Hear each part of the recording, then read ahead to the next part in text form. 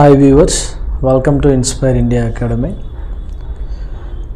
తెలంగాణ రాష్ట్ర ఆవిర్భావం సందర్భంగా నోటిఫికేషన్స్ కోసం కసరత్తు చేస్తున్నట్టుగా రాష్ట్ర ప్రభుత్వాలు తెలుపుతున్నాయి. వాళ్ళు తెలపడం జరుగుతుంది, మనం వినడం కూడా జరుగుతుంది. వాళ్ళు తెలుపుతూనే ఉంటారు, మనం వినుకుంటూనే ముందుకెళ్దాం. ప్రిపరేషన్లో సాధారణంగా పిల్లలు పడేటువంటి స్ట్రగుల్ అందరికీ తెలిసిందే. కానీ ప్రస్తుతము అందాల పోటీలను నిర్వహిస్తూ విమర్శలను ఎదుర్కొంటున్నటువంటి ప్రభుత్వం ఏ సందర్భంలో నిరుద్యోగ నోటిఫికేషన్ ఇచ్చి ఆ విమర్శలన్నింటినీ కూడా కొట్టిపడేస్తుందో మనం గమనిద్దాం. ఇందుకు గాను మనం ప్రిపరేషన్ని మాత్రం కంటిన్యూ చేయండి.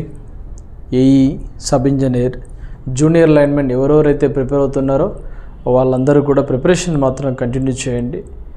ఒకసారి మీరు కనుక ప్రిపరేషన్ని కొనసాగిస్తూ ఉంటే రేపు నోటిఫికేషన్ వచ్చాక కూడా మనం 100% మనం చాలా స్ట్రాంగ్గా ఉండడానికి అవకాశం ఉంటుంది. దానికోసం నా యొక్క ఒపీనియన్ ఏంటంటే అంటే ప్రిపరేషన్లో ఉండడమే మంచిదని. దానికోసం మనకు మీ అందరికీ తెలిసిన విషయమే, ఈ మధ్య కాలంలో చాలా సక్సెస్ఫుల్గా ముందుకెళ్తున్నటువంటి inspire India academy text book junior linemen అండి, తెలుగు మీడియం, దాంతోపాటుగా ఇంగ్లీష్ మీడియం. ఈ బుక్స్ అన్ని బుక్ స్టాల్స్ లోపల మరియు అమెజాన్లో కూడా అవైలబుల్గా ఉన్నాయి. మీకు గనక పుస్తకం కొంచెం ముందుగా మీకు అవైలబుల్గా ఉండాలంటే మీరు చేయవలసిందల్లా 6309398306 మన ఇన్స్టిట్యూట్ యొక్క మొబైల్ నెంబర్కి మీరు కాల్ చేస్తే మీకు డైరెక్ట్గా ఈ పుస్తకాలు మీ ఇంటి అడ్రస్ కూడా రావడం జరుగుతుంది. ఎవరైనా అమెజాన్లో పర్చేజ్ చేసుకునేవారు ఉంటే అమెజాన్లో నేరుగా పర్చేజ్ చేసుకోవచ్చు లింక్ ద్వారా. రీసెంట్గా వచ్చినటువంటి TSSPDCL 2023లో ఒక ఇంట్రెస్టింగ్ క్వశ్చన్ మనం చూడబోతున్నాం. దీనిలో గాను మనం ఒకసారి పరిశీలిస్తే what are unit of the following అని అడిగాడు. ఒక వాల్యూ ఏమిచ్చాడండి అంటే E = 1/2 CV² అని ఇచ్చాడు. రెండవ విషయము ఎనర్జీ వాల్యూస్లో మరొకటి ఏమిచ్చాడంటే E = 1/2 × Li² అన్నాడు. స్టోర్డ్ ఇన్ ఏ ఇండక్టర్, ఒక ఇండక్టర్లో నిల్వ ఉన్నటువంటి శక్తిని మనం క్యాపిటల్ E = 1/2 Li² రాస్తాం. I అంటే మనం కరెంట్ అంటాం, L అంటే ఇండక్టెన్స్గా మనం పరిగణిస్తాం, C అంటే ఇందులో కెపాసిటెన్స్, V అంటే వోల్టేజ్. అదేవిధంగా కెపాసిటర్లోని రెండు ఎలక్ట్రోడ్ల మధ్య నిక్షిప్తమైనటువంటి శక్తికి సంబంధించినటువంటి ప్రత్యేకమైనటువంటి సూత్రం E = 1/2 CV². ఈ రెండు ఎనర్జీసే కాబట్టి ఈ రెండింటిని ఎందులో కొలుస్తారండి అంటే జౌల్స్లోనే కొలుస్తారు. జౌల్స్లోనే కొలవడం జరుగుతుంది. కాబట్టి దీనికి వరుసగా సమాధానం ఏంటండి అంటే జౌల్స్ × జౌల్స్ రెస్పెక్టివ్లీ. ఇది సరి అయినటువంటి సమాధానం. సోర్స్ 2023లో అడిగినటువంటి ప్రశ్న, if the voltage source V1 and V2 short circuited then the current I1 is given by అని అడిగాడు. వోల్టేజ్ యొక్క మూలాలు V1 మరియు V2 షార్ట్ సర్క్యూట్ అయితే దాని కరెంట్ I1 ఎంత విలువను చూపుతుంది అని అడిగాడు. దాని I1 విలువను ఇవ్వబడింది అని ఇచ్చాడు. ఫస్ట్ ఆఫ్ ఆల్ ఇది కొంచెం డయాగ్రామ్ క్లారిటీగా లేదు, ఒకసారి గమనించండి. ఇది ఒక నోడ్, ఈ నోడ్ నుంచి ఒక రెసిస్టర్ అండ్ ఒక బ్యాటరీ అనేది ఉంది. దెన్ ఆల్సో ఇటువైపు కూడా ఒక రెసిస్టర్, నెక్స్ట్ ఇటువైపు కూడా ఒక బ్యాటరీ ఇచ్చాడు సోర్స్. ఓకే, ఈ మొత్తాన్ని మనం ఒకసారి ఇలా రాద్దాం. ఈ మధ్యలో నోడ్ నుంచి ఒక రెసిస్టర్ అండ్ ఒక బ్యాటరీని మనం చూద్దాం. దీని యొక్క current I3 and resistance R3, దీని voltage V3, V2 and current I2, దీని రెసిస్టెన్స్ R2, దీని resistance R1 and current I1, voltage V1గా మనకి ఇవ్వడం జరిగింది. ఇందులో పాస్ ద యారో మార్క్స్ ఒకసారి కన్సిడర్ చేయండి. మెయిన్ ఇవే. నోడ్కి ఇటువైపు వస్తున్నప్పుడు యారో మార్క్ I1, ఇటువైపు పోతున్నప్పుడు I2గా ఉంది. నెక్స్ట్ ఇంకొక యారో మార్క్ అనేది ఇక్కడ ఇచ్చాడు, ఇది నోడ్ వైపు ప్రయాణిస్తుంది. అంటే ఇప్పుడు మనం net amount of current I2 = ఏమని రాయొచ్చు, I3 - I1గా రాయొచ్చు. అంటే ఇక్కడ ఏంటండి మనకి నోడ్కి లోపలికి ప్రయాణిస్తున్నప్పుడు మరి నోడ్ నుంచి బయటికి వెళ్ళేటప్పుడు కరెంట్ I2 అవుట్పుట్, ఇటు నుంచి కూడా ఎంత అండి I1గా ఉంది కాబట్టి I2 ఈజ్ ఈక్వల్ ఎంత రాస్తాం మనం I3 మైనస్ I1గా రాస్తాం. వాట్ నెక్స్ట్ ఇదే సోర్స్లో ఇక్కడ ఎంత ఉందండి R1 రెసిస్టెన్స్, ఇటు ఎంత ఉందండి R2 రెసిస్టెన్స్. ఇది ఇన్పుట్ అవుతుంది, ఇదేమో అవుట్పుట్గా అనుకుంటాం.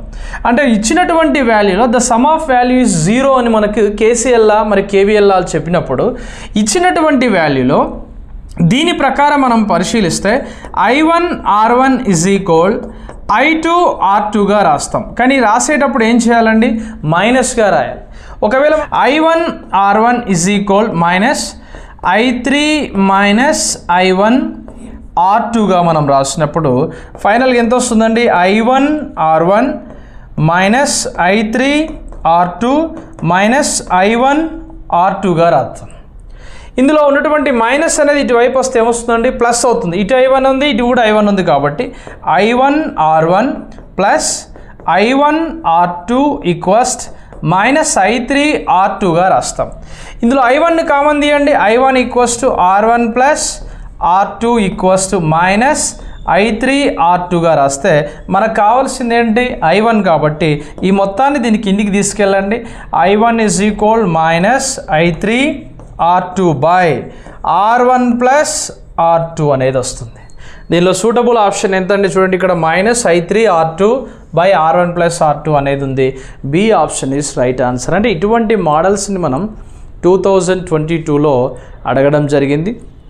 దానికి మనం ఇప్పుడు ఇంకా రెట్టింపుగా ఇంకా ఎన్ని మోడల్స్ అయినా అడిగినా మంచిదన్న ఉద్దేశంతో మన టెక్స్ట్ బుక్లో ఏం చేస్తాం లాస్ట్ పేజెస్లో అంటే చివరిగా మనకు కనిపించేటువంటి పేజెస్లో అన్ని రకాలైనటువంటి సర్క్యూట్స్ దానికి సంబంధించినటువంటి సొల్యూషన్స్ ఏ విధంగా విద్యార్థులు చేయవచ్చు, ఇది ఇంగ్లీష్ మీడియం తెలుగు మీడియం ఇద్దరికీ కూడా అందుబాటులో ఉండే విధంగా ప్రాక్టీస్ చేయించడం జరుగుతుంది.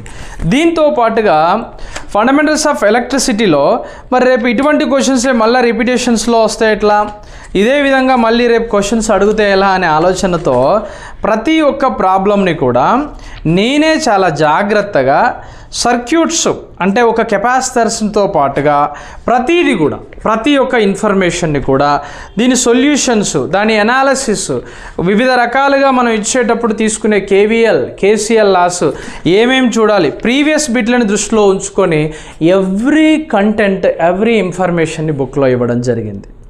అంటే దీని యొక్క ప్రత్యేకత అట్లుంటుంది. అంటే రేపు టెక్స్ట్ బుక్లో ఇచ్చినటువంటి ఇన్ఫర్మేషన్ నుంచి 65లో మ్యాక్సిమం 60 అబో ఎలా చేయాలి విద్యార్థులు అని అంటే బుక్ని తరువుగా ఖచ్చితంగా ప్రతి ఒక్క అంశాన్ని చదవాలి, అప్పుడు మాత్రమే సక్సెస్ వస్తుంది. ఓకే చలో నెక్స్ట్ బ్యాటరీ. కార్లో ఉపయోగించే బ్యాటరీ ఏంటండి lead acid battery. Lead acid battery యొక్క వోల్టేజ్ ఎంత 12 volts. ఓకే ఈ యొక్క బ్యాటరీని ఛార్జ్ చేయడానికి ఏ జనరేటర్ని వాడతారు అంటే DC షంట్ రకాన్ని వాడతారు. షంట్ జనరేటర్స్ని లెడ్ యాసిడ్ బ్యాటరీస్ ఛార్జింగ్ చేయడానికి కూడా ఉపయోగిస్తారు. దాని వోల్టేజ్ ఎంత 12 volts. అంటే మనకి ఇక్కడ క్వశ్చన్ వచ్చిందంటే మనం ప్రాక్టీస్ చేసేటప్పుడు దాని పూర్తి అనాలిసిస్ కూడా చదివి పెట్టుకోవాలి. రెండో విషయం దాని యొక్క రేటెడ్ ఎనర్జీ ఇచ్చాడు. ఆల్మోస్ట్ ఇక్కడ మనం ఏం చేస్తామంటే ఎనర్జీ వాల్యూని క్యాలిక్యులేట్ చేయాలి. Energy is equal V into Q అండి. Q ఈక్వస్ట్ ఏంటండి అంటే ఛార్జ్. Q ఈక్వస్ట్ ఏంటండి ఛార్జ్. అంటే ఇక్కడ మనకి Q ఈక్వస్ట్ ఆల్మోస్ట్ మనకి ఇచ్చినటువంటి వాల్యూలో ఎంత ఉందండి ఇక్కడ 650 amps ఉందండి. 650 amps 650 650 amps పాటుగా 1 hour ఉంది. 1 hour అంటే ఎంత అండి 60 × 60 60 × 60 3600 వస్తుంది. 3600 వస్తుంది. దాన్ని ఇంటూ చేసుకోకపోతే నీకు అక్కడ ఆన్సరే రాదు, అది గుర్తుపెట్టుకోండి. రెండు వాల్యూలో ఈజ్ ఈక్వల్ వి వాల్యూ ఎంత అండి 12 × 3600 ఇంటూ 650 అని వేసుకున్నప్పుడు మనం ఒకసారి ఆల్మోస్ట్ ఇక్కడ మనం పరిశీలిస్తే 36ని మనం సులభంగా చేయాలంటే 10 + 2 అని రాసుకోండి. అంటే 360 + 72 అంటే ఎంత వచ్చింది నీకు ఇక్కడ 2 ఆల్మోస్ట్ 3 అండ్ 4 432 అనేది వస్తుంది. దీన్ని రెండింటిని నువ్వు ఇంటూ చేస్తే నెక్స్ట్ ఎంత ఉందండి ఇక్కడ 65 కదా. ఇంటూ అంటే దీన్ని ఇప్పుడు ఏం చేయాలి 432ని 65తోని చేయాలి ఇంటూ. అప్పుడు ఏం చేయాలి అంటే 6 × 12 6 × 18 1 19 నెక్స్ట్ 6 4 24 1 25 వచ్చింది. తర్వాత ఎంత మిగిలిందండి? 5 మిగిలింది. అంటే నీకు ఇక్కడ పక్కన 0 వస్తుంది. ఎట్లా 0 వస్తుంది అంటే 65 కాబట్టి నేను 60K చేసిన. మళ్ళీ 5 రాసిన అనుకోండి, మళ్ళీ 10 వస్తుంది. తర్వాత 15 అంటే 16. నెక్స్ట్ 4 5 20 అంటే 21. అంటే సుమారుగా ఎంత వస్తుందండి? 2160 వస్తుంది. అంటే 0, దాని నెక్స్ట్ 8 అండ్ 10, తర్వాత 5 + 2 + 1 అంటే 8 అండ్ 2 అంటే 28080 వస్తుంది. ఇప్పుడు అంతకుముందు ఇక్కడ మనం ఎన్ని డిజిట్స్ ఇస్తాం? 1 2 3 కదా, అంటే 10⁻³ అనేది ఉంది. ఇది తీసేస్తే ఎంత వచ్చిందండి? 10⁻⁴ వచ్చింది. ఇంకా 2 కావాలి. ఎందుకు 2 రావాలంటే ఇచ్చిన విలువ ఎందులో ఉంది? మెగాలో ఉంది. మెగా అంటే ఎంత? 1 మెగా జౌల్ అంటే ఎంత అండి? మెగా అంటే 10⁻⁶ అని. 10⁻⁶. నీకు ఇచ్చినటువంటి విలువ ఎంత ఉంది? 10⁻⁴ ఉంది. ఒక పాయింట్ని మనం తీసేస్తే ఈడికి వస్తుంది 0 వస్తుంది, 10⁵. ఇంకొక దాన్ని తీసేస్తే ఈడికి వస్తుంది 10⁻⁶. అంటే ఎంత అండి? 28.08 MJ మెగా జౌల్స్కి సమానం. అంటే ఇక్కడ ఇచ్చినటువంటి వాల్యూలో మనకి C is the right option. అంటే ఇక్కడ కార్ యొక్క బ్యాటరీని ఆధారంగా చేసుకుని క్వశ్చన్ ఇవ్వడం జరిగింది కాబట్టి కొంచెం పరిశీలించండి. Then next flash light battery అంటే ఇక్కడ చూడండి ఒకసారి. How long can a 4.5 ampere hours and 1.5 volts of flash light battery take 100 milli amps. అంటే ఇక్కడ మనకు చూడాల్సిన విషయం ఏంటంటే ఇచ్చినటువంటి విలువ మిల్లీ యాంప్స్లలో ఉంది. మిల్లీలో అంటే మిల్లీ అని అన్నామంటే ఆల్మోస్ట్ 10⁻³ అంటే వచ్చే విలువని 1/1000 ఇంటూ 100 చేయండి. ఇంటూ 100 చేస్తే నీకు ఎంత మిగిలింది? 2 డిజిట్స్కి 2 డిజిట్స్ పోతే నీకు ఎంత మిగులుతుందండి? 1/10 అంటే 0.1 యాంప్కి సమానం. ఇది ఇలా వేసుకుంటే సులభం అవుతుంది. రెండో విషయం ఏంటి? 4.5 ఇచ్చాడు అంటే సూత్రం ఏంటండి? Time taken capacity by current. ఏం కెపాసిటీ? బ్యాటరీ యొక్క కెపాసిటీ ఎంత? 4.5 ఆంపియర్ అవర్ బై 0.1 యాంప్. యాంపియర్కి యాంపియర్ పోతుంది, 0.1కి 0.1 పోతుంది. అప్పుడు ఎంత మిగులుతుంది? 45 అవర్స్ వచ్చింది. 45 అవర్స్ అంటే ఒక డేలో ఎన్ని అవర్స్ అండి? 24 hours. 24 hours equals to 1 day. ఇంకెంత మిగిలింది ఇక్కడ నీకు? 21 మిగిలింది. అంటే 1 డే 21 అవర్స్. అంటే ఇక్కడ ఆన్సర్ ఏంటిది? ఒకరోజు 21 గంటలు అనేది సరి అయినటువంటి సమాధానంగా వస్తుంది. ఏమీ లేదు, ఉత్త లెక్కలే, కానీ ఊకనే నర్వస్ అయ్యి ఆగం కావడం తప్పితే ఏమీ లేదు. దీంట్లో ఒక్కొక్కరు ఒక్కొక్క రకంగా ఉంటారు. మన దగ్గర అయితే కంప్లీట్గా దీని యొక్క పూర్తి కంటెంట్ అన్నీ కూడా ఒక లెడ్ యాసిడ్ బ్యాటరీకి సంబంధించి ఏ విధంగా యాంపియర్ అవర్ రేటింగ్ తీసుకోవాలి, దానికి మనం ఊహించినటువంటి క్వశ్చన్సే. పెద్దగా ఇది మనం కష్టపడేది కూడా కాదు. ఇప్పుడు మీరు చూస్తున్నటువంటి క్వశ్చన్ పేపర్స్ ఇవన్నీ కూడా మన యొక్క టెక్స్ట్ బుక్లో ప్రతిదీ కూడా దీన్ని తీసుకురావడం జరిగింది. ఓకే, ఇంట్రెస్టెడ్ క్యాండిడేట్ ఉంటే చూసి చదవడానికి ప్రయత్నం చేయండి. Don't worry. ఒక బ్యాటరీ ఆంపియర్ అవర్ సామర్థ్యం ఇచ్చాడు, వాట్ అవర్ సామర్థ్యం ఇచ్చాడు. ఆంపియర్ అవర్ సామర్థ్యం ఎంతట? 90%. వాట్ అవర్ సామర్థ్యం ఎంత? 80% ఇచ్చాడు. దాని సగటు ఛార్జింగ్ వోల్టేజ్ మరియు సగటు డిశ్చార్జింగ్ వోల్టేజ్ నిష్పత్తి ఎంత అన్నాడు. మంచి ఇంట్రెస్టింగ్ క్వశ్చన్ ఇది కూడా. ఒక బ్యాటరీ యొక్క ఆంపియర్ అవర్ సామర్థ్యాన్ని మనం క్యాలిక్యులేట్ చేయాలి అంటే ఆంపియర్ అంటే కరెంట్, హెచ్ అంటే ఏంటిది? హవర్. కాబట్టి మనం ఎప్పుడైనా discharge current and discharge hours by charging current into charging hours into 100గా వేస్తే మనకి ఆంపియర్ అవర్ సామర్థ్యం వస్తుంది. అదే వాట్ అవర్ సామర్థ్యాన్ని కనుక మనం క్యాలిక్యులేట్ చేయాలంటే discharge voltage by charging voltage into ampere hour సామర్థ్యంగా మనం వేస్తే సరిపోతుంది. ఇది మనం గుర్తుంచుకోవాల్సిన విషయం. ఇదేమో వాట్ అవర్, ఇదేమో ఆంపియర్ అవర్. అంటే ఇక్కడ నీకు ఏమి ఇచ్చాడు? ఎన్ వాట్ అవర్ సామర్థ్యం ఎంత? 80% అన్నాడు. ఎన్ ఆంపియర్ అవర్ సామర్థ్యం ఎంత? 90%. మీరు ఎప్పుడైనా గుర్తుంచుకోండి, ఈ ఇచ్చినటువంటి శాతంలో వాట్ అవర్ సామర్థ్యం అనేది ఎప్పుడైనా తక్కువ ఉంటుంది బ్యాటరీకి, ఆంపియర్ అవర్ సామర్థ్యం ఎప్పుడైనా ఎక్కువ ఉంటుంది. ఇది బాగా గుర్తుపెట్టుకోండి. ఈ పరిస్థితిలో ఆంపియర్ అవర్ సామర్థ్యం ఎక్కువగా ఉంది, వాట్ అవర్ సామర్థ్యం తక్కువగా ఉంది కాబట్టి గుర్తుపెట్టుకోండి. ఇచ్చిన దాంట్లో బరాబర్గా ఇది 80% ఉంది, ఇది 90%. అంటే ఇది బ్యాటరీ రూల్స్కి అగైనెస్ట్ అయితే కాదు, ఇది బరాబర్ బ్యాటరీ రూల్స్కి సంబంధించింది. ఫస్ట్ ఏం అడిగాడు? ఛార్జింగ్ వోల్టేజ్ అన్నాడు. ఛార్జింగ్ వోల్టేజ్ అంటే ఇదే కదా, అంటే N watt hour VD by VC into N ampere అవర్గా వస్తుంది. మనం ఒకసారి రాస్తే దీనికి ఇది ఇంటూ అవుతుంది. అంటే ఇక్కడ ఏమొస్తుంది? N watt hour into charging voltage equals to discharge into ampere అవర్గా రాసినాం అనుకోండి.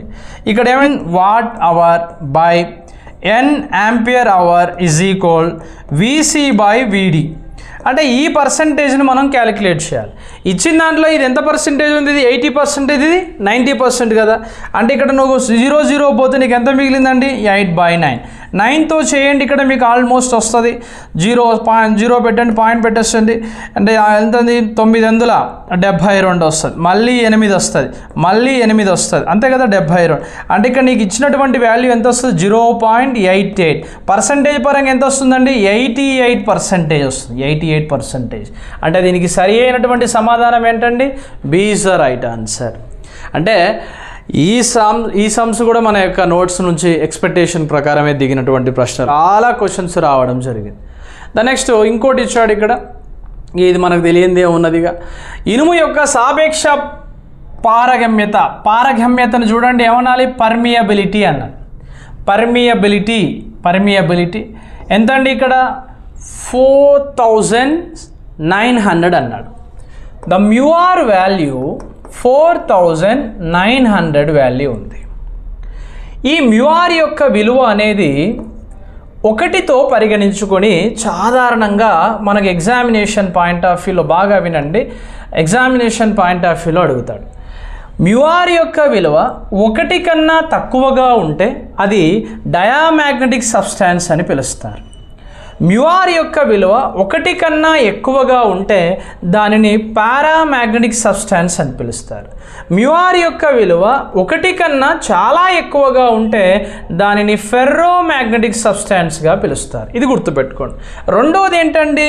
మ్యూ ఈజ్ ఈక్వల్ μ0 యొక్క విలువ 4π ఇంటూ 10⁻⁻⁷ H/m హెన్రీ పర్ మీటర్స్గా రాస్తాం. 4 ఇంటూ 3.14 ఇంటూ 10⁻⁻⁷ H/m అంటే ఎంత వస్తుంది? ఇక్కడ 12.56 ఇంటూ 10⁻⁻⁷ హెన్రీ పర్ మీటర్స్గా వస్తుంది. ఇది μ0 యొక్క విలువ. మనల్ని ఏమడిగాడు? సంపూర్ణ పారగమ్యత అన్నాడు. అంటే మ్యూ విలువ ఎంత అన్నాడు? మ్యూ ఈక్వల్స్ μ0 ఇంటూ మ్యూఆర్లో సబ్స్టిట్యూట్ చేయండి. ఇప్పుడు ఎంత వచ్చింది ఇక్కడ నీకు? మ్యూ ఈజ్ ఈక్వల్ ఎంత అండి? ఇక్కడ μ0 అంటే 12.56 ఇంటూ 10⁻⁻⁷ ఇంటూ 4900. ఈ 2 సున్నాలకి ఇవి క్యాన్సల్ అవుతాయి, ఇది మైనస్ అండ్ అది ప్లస్ కాబట్టి. అంటే 12.56 ఇంటూ 49 ఆల్మోస్ట్ ఎంత వస్తుందండి? ఇంటూ 10⁻⁻⁵. అంటే ఇక్కడ 2 -5లు ఉన్నాయి. మరి ఇక్కడ దేన్ని ఎంచుకోవాలో అది మనమే చూసుకోవాలి. 56 ఇంటూ 49 అంటే 616 ఇంటూ 10⁻⁻⁵ హెన్రీ పర్ మీటర్స్ వస్తుంది. ఇది సరి అయినటువంటి సమాధానం వస్తుంది. ఎందుకండి అంటే నీకు ఆల్రెడీ 12.56 ఇంటూ 5 అంటే 625 వస్తుంది. ఆల్మోస్ట్ దాని ప్రకారం నువ్వు మళ్ళీ 12 తీసేస్తే వచ్చే విలువ కూడా ఆల్మోస్ట్ 616కి సమానంగా ఉన్న విలువే వస్తుంది. కాబట్టి చూడండి ఒకసారి. నెక్స్ట్ మ్యాగ్నెటిజంలో మరి ఒక ప్రశ్న ఇచ్చాడు. మ్యాగ్నెటిజంలో ఈ ఎగ్జామ్లో పర్టికులర్గా మనం చూస్తే BH యాక్సిస్ మీద ఒక ప్రశ్న అడిగాడు, అంటే హిస్టారిసిస్ లూప్ మీద. రిటెంటివిటీ అనే దాని మీద ఒక క్వశ్చన్ అడిగాడు. రెండవది ఇది, ఇంతకు ముందు ప్రాబ్లం కూడా ఇది ఇచ్చాడు. ఇది కూడా మ్యాగ్నెటిజానికి సంబంధించినటువంటి ప్రాబ్లమే. నెక్స్ట్ పారా అయస్కాంత పదార్థాలు, డయా అయస్కాంత పదార్థాలు, ఫెర్రో అయస్కాంత పదార్థాల మీద ప్రశ్న లేకుండా అస్సలు ఉండదు. లాస్ట్ టైం ప్రతిసారి కూడా ఒక క్వశ్చన్ అడుగుతూ ఉన్నాడు, ప్రతి ఎగ్జామ్లో కూడా ఇది పడుతుంది. ఇది ఒకటి. మనకు సాంప్రదాయేతర వనరులు ఉంటాయి. Conventional and non conventional sources, ఇది మనకు పవర్ జనరేషన్లో వస్తుంది. అందులో నుంచి కూడా ఒక క్వశ్చన్ వస్తుంది, ప్రతిసారి పడేటువంటి ప్రశ్నలు ఇవి. కాబట్టి ఊకే రెగ్యులర్గా పడేటువంటి ప్రశ్నల్లో కనుక మనం మైనస్ చేస్తే 100% మనం మార్కుని కోల్పోవాల్సి వస్తుంది. కాబట్టి ఒకసారి చూడండి, అయస్కాంతాలు ముఖ్యంగా Michael Faraday para, dia and ferro అయస్కాంత పదార్థాలుగా మార్చాడు. దీంట్లో అడిగేటువంటి విధానం చూడండి.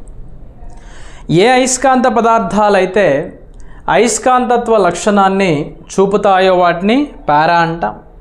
బలమైనట్టుగా ఆకర్షణ పదార్థాలుగా చూపే వాటిని ఫెర్రో అని పిలుస్తాం. ఎటువంటి ఆకర్షణ చూపనటువంటి వాటిని డయా అయస్కాంత పదార్థాలు అంటాం. మనకు అంతకుముందు అడిగినటువంటి దానిలో చూస్తే నీరు ఏ అయస్కాంత పదార్థము అని అడిగాడు. నీరు డయా అయస్కాంత పదార్థం. బంగారము డయా అయస్కాంత పదార్థం. వెండి డయా అయస్కాంత పదార్థం. ఆల్కహాల్ డయా అయస్కాంత పదార్థం. అంటే ఇవన్నీ కూడా ఏ అయస్కాంత పదార్థాలు? డయా అయస్కాంత పదార్థాలు. వీటికి ఎటుకంటే ఆకర్షణ ఉండదు.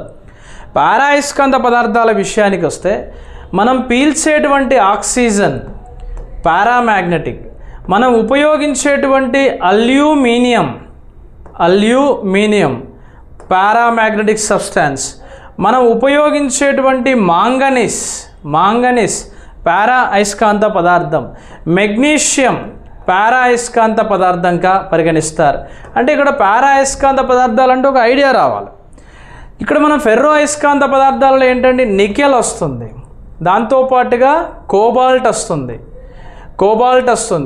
ఐరన్ Fe+ కార్బన్, ఇవన్నీ కూడా పారా అయస్కాంత పదార్థాల కిందికి వస్తాయి. స్టీల్ అంటాం.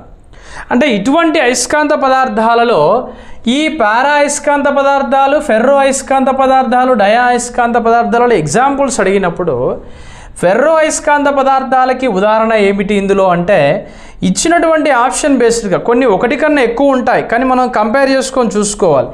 ఇచ్చినటువంటి ఆప్షన్లో నికెల్ ఒకటి ఉంది ఫెర్రో అయస్కాంత పదార్థానికి, కోబాల్ట్ కూడా ఒకటి ఉంది ఫెర్రో అయస్కాంత పదార్థానికి. అంటే ఏకి ఒక ఆప్షన్, ఇక్కడ చూడండి అన్ని ఆప్షన్స్ కూడా ఏకి సూటబుల్ అయ్యే విధంగానే ఉన్నాయి. దెన్ నెక్స్ట్ మనం ఎటు వెళ్ళాలి? పారా అయస్కాంత పదార్థానికి వెళ్ళాలి. పారా అయస్కాంత పదార్థాల్లో మనకు కనిపించేది ఏంటిది? బంగారం కాదు, వెండి కాదు. నెక్స్ట్ దీనిలో చూడండి, ఇక్కడ మెగ్నీషియం అనేది ఉంది.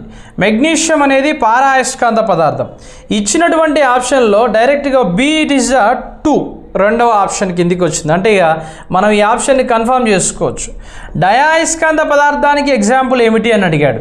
డయా అయస్కాంత పదార్థానికి ఎగ్జాంపుల్ ఏంటంటే వెండి, సిల్వర్. అంటే ఇక్కడ c is the right answer. అంటే ఇక్కడ ఇచ్చినటువంటి ఆప్షన్లో బి అనేది సరి అయినటువంటి సమాధానము. అంటే ఈ విధంగా చూజ్ చేసుకోవాలి. అయ్యయ్యో మిగతాయి కూడా ఉన్నాయి కదా, వాటిని కూడా కలుపుకొని పోదాం, పాపం అవి బాధపడితే నువ్వు కనుక ఆలోచిస్తే మార్క్ పోవడానికి అవకాశం ఉంటుంది. The next VL and IP అని అడిగాడు. మనం బాగా చూడాలి. విఎల్ అంటే ఏంటి? Line voltage. ఐపీ అంటే ఏంటి? Phase current. 3 phase delta connected load when the same load is converted to 3 phase star connected load. కోండి phase voltage and line current అని అడిగాడు. Phase voltage and line current అని అడిగాడు. సింపుల్గా మనం చూస్తే ఒకటే, ఇచ్చేటువంటి ఆప్షన్లో ఇది స్టార్ కనెక్షన్. స్టార్ కనెక్షన్లో మనకి ఇక్కడ నోడ్ అనేది ఖచ్చితంగా ఉంటుంది. ఇది ఆర్, వై, బి అని మనం రాస్తాం. దీనిలో మనకు మెయిన్గా లైన్ వోల్టేజ్ మనకు అడిగింది ఏంటిది? ఫేజ్ వోల్టేజ్ కదా. Line voltage equals to √3 into phase వోల్టేజ్గా రాస్తాం. ఇది రెగ్యులర్గా 2019 నుంచి రిపీటెడ్గా అడుగుతున్న ప్రశ్న. నెక్స్ట్ ఫేజ్ వోల్టేజ్ పరంగా రాయాలంటే phase voltage equals to line voltage by √3. ఇది ఒకసారి పూర్తిగా మనం కన్సిడర్ చేసుకోవచ్చు. దీనిలో ఎక్కడుంది ఆప్షన్ చూడండి. ఫేజ్ వోల్టేజ్ అంటే VL/√3 రావాలి. అంటే ఆప్షన్ బిలో ఉంది, ఆప్షన్ డిలో కూడా ఉంది. Current is equal line current equals √3 into phase current, √3 into phase current అవుతుంది. What phase current is equal, phase current equals line current by √3 అంటే IL/√3 విలువ రావాలి. లేదు కాబట్టి మనల్ని అడిగినటువంటిది ఏంటి, √3 ఇంటూ ఫేజ్ కరెంటే అడిగాడు కాబట్టి ఇక్కడ ఇచ్చేటువంటి విలువ ఏంటి, √3 ఇంటూ ఫేజ్ కరెంట్. చూడండి ఎంత కన్ఫ్యూజన్లో ఇచ్చాడు. ఇచ్చిన దాన్నేమో దీన్నేమో ఫేజ్ వోల్టేజ్లు అడిగాడు, దీన్ని ఫేజ్ వోల్టేజ్లు అడిగాడు, మళ్ళీ దీన్నేమో లైన్ కరెంట్లో అడిగాడంటే ఎంత జాగ్రత్తగా ఉంటే మనం ఆ సమ్ చేయడానికి అవకాశం ఉంటుంది. కొంచెం జాగ్రత్తగా ఉండకపోతే ఫెయిల్యూర్ అవడానికి అవకాశాలు ఉంటాయి. ప్రాబ్లమ్స్ మనల్ని ప్రతిసారి అడుగుతూనే ఉంటాడు. 2023లో అడిగినటువంటి ప్రశ్నకు సమాధానం రేడియన్ ఫ్రీక్వెన్సీ ఆఫ్ సైనోసైడల్ అన్నాడు. అంటే ఇక్కడ మనకి ఒమేగా వాల్యూ 2πf రాసుకుంటే ఎఫ్ అంటే ఫ్రీక్వెన్సీ కాబట్టి 1/t అంటే ఏంది, టైం పీరియడ్గా రాస్తాం. ఇందులో టీ ఎంత ఉందండి, ఇక్కడ 4 సెకండ్స్గా ఉంది కాబట్టి ఒమేగా ఈక్వల్స్ 2 ఇంటూ 3.14 ఇంటూ 1/4. 2 ఒకట్ల 2 2ల ఈ 2లో సగం చేస్తే ఎంత అండి, 1.57 వస్తుంది. ఆన్సర్ 1.57 రేడియన్ పర్ సెకండ్గా వస్తుంది. 1.57 రేడియన్ పర్ సెకండ్గా వస్తుంది. దీనికి సరి అయినటువంటి సమాధానం ఎంతండి అంటే c is the right answer. ఇటువంటి లెక్కలు మళ్ళీ అడగడానికి రూల్ ఏం లేదు, మళ్ళీ అడగడానికి ఆస్కారం ఉంటుంది కాబట్టి ఆ మోడల్ని మనం 1కి 4 సార్లు మనం బై హార్ట్ చేయాలి. అటువంటి మోడల్స్ మీరు బై హార్ట్ చేసే విధంగా మన టెక్స్ట్ బుక్లో ఏం చేస్తామంటే అర్థం కావడానికి మరియు సులభంగా ఉండడం కోసం ప్రతిదీ కూడా ఒక ఫార్మాట్ ఈజీ అండర్స్టాండ్ చేసుకునే విధంగా మనం దీంట్లో అందించడం జరిగింది. అంటే ఎక్కడా కూడా విద్యార్థి కాంప్రమైజ్ కావద్దు అనేటువంటి అంశంతో ఇవ్వడం జరిగింది. ఎందుకంటే ఈ రోజుల్లో వచ్చే ప్యాటర్న్ అంత మామూలుగా లేదు, కొంచెం లెంతీ ప్యాటర్న్. సాధారణంగా చాలామంది సఫర్ అవుతున్నటువంటి అంశం ప్రాబ్లమ్స్ అంటే, కాబట్టి దాన్ని దృష్టిలో పెట్టుకొని అడగడం జరుగుతుంది. కాబట్టి దీనికి సంబంధించి ప్రతి ఇన్ఫర్మేషన్ మనం ఇందులో ఇచ్చాం.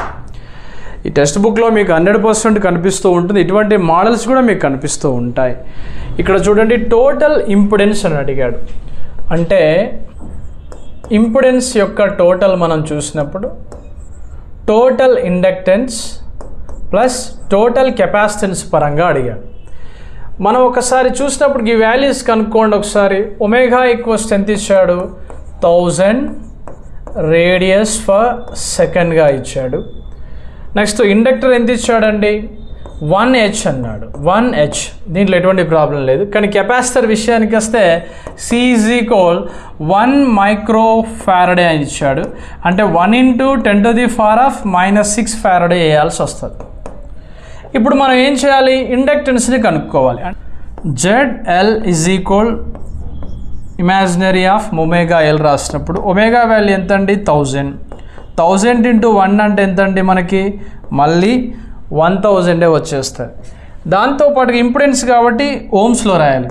ZC ఈజ్ ఈక్వల్ ఎంత ఇచ్చాడు మనకి, ఇక్కడ 1/- of imaginary of omega C value రాసినప్పుడు మైనస్ ఇంటూ ఇక్కడ ఒమేగా విలువ ఎంత ఇచ్చాడండి, 1000 ఇంటూ C వాల్యూ ఎంత ఇచ్చాడు, 1 ఇంటూ 10⁻⁻6 1 ఇంటూ 10⁻⁻6 ఇచ్చాడు. ఈ -6కి ఏంటంటే 1 2 3 పోయింది అనుకోండి, -10⁻⁻3గా రాస్తే దీన్ని ఎలా రాయొచ్చు.